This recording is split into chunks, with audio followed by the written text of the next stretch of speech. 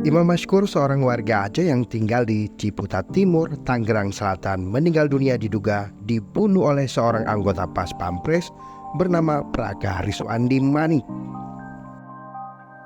Sebelum mayatnya dibuang, pelaku yang diduga lebih dari 3 orang menculik korban di sebuah toko di tempat dia bekerja pada 12 Agustus 2023.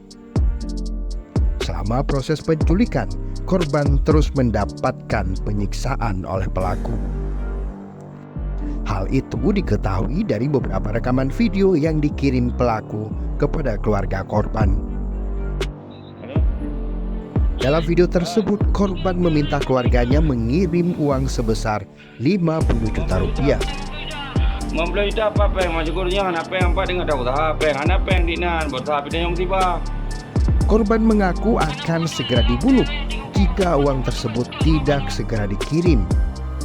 Oleh keluarga korban, kemudian pada 14 Agustus melaporkan penculikan Imam Mashkur ke Polda Metro Jaya.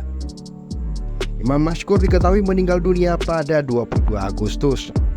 Mayatnya kemudian diserahkan kepada keluarga pada 24 Agustus sesuai dengan surat penyerahan jenazah dari Pomdam Jaya.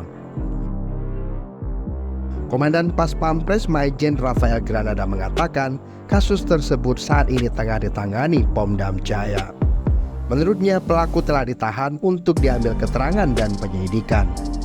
Jenazah Imam Mashkur telah dikebumikan di kampung halamannya di Desa Monkelayu, Kecamatan Gandapura, Kabupaten Biren, Provinsi Aceh. Tim Liputan Aceh Video.